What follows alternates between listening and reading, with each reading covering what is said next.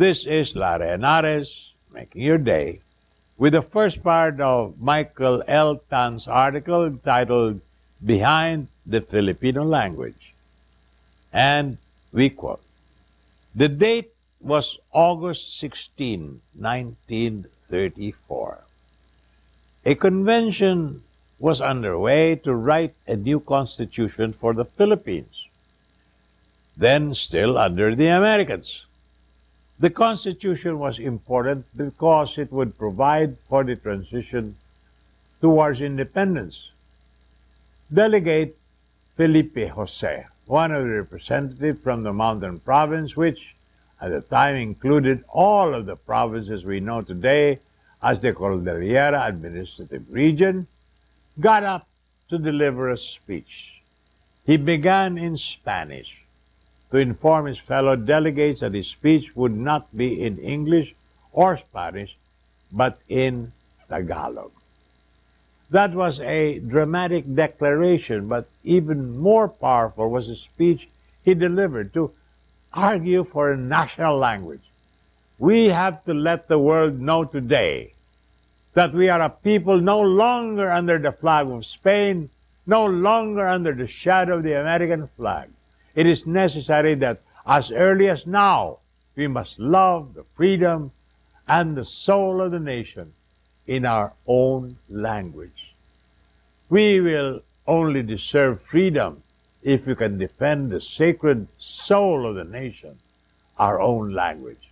Because language, the language of any country in the world, is used as a powerful tool for expressing the people's sentiments, for gaining knowledge, and for defending their rights.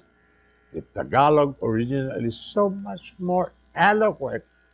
For example, the opening line actually reads, "Kailangan natin ngayon ipakilala sa daigdig na tayo'y hindi na ang mga mamamayan sa silong ng bandila ng Espanya, sa lilim ng bandilang Amerikano."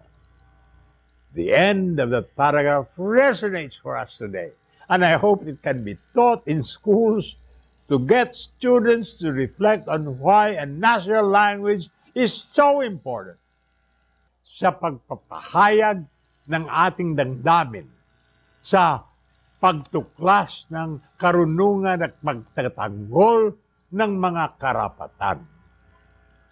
More about this after these messages.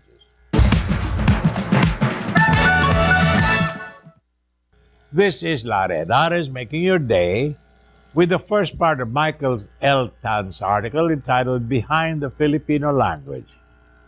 And I continue to quote.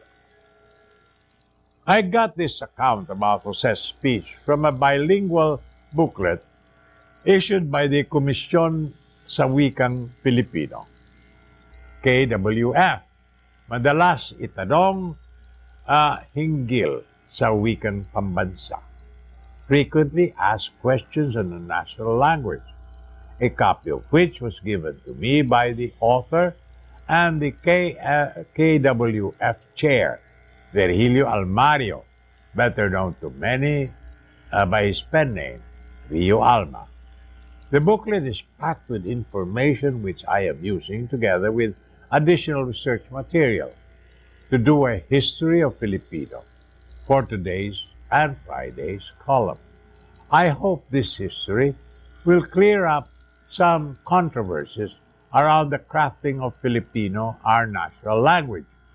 Before getting to the history, let's remember that we have some 170 languages in the Philippines.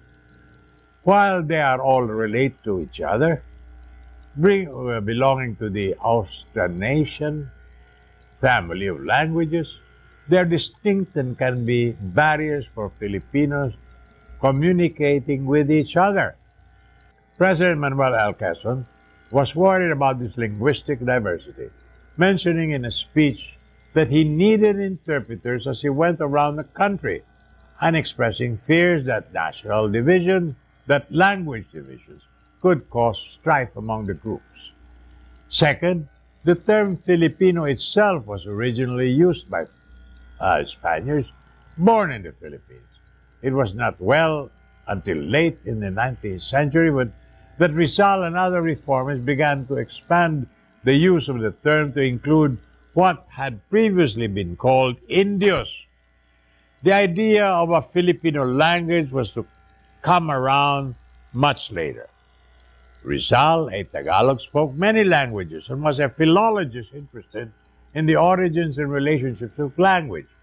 He was especially concerned about orthography or the system of writing out words.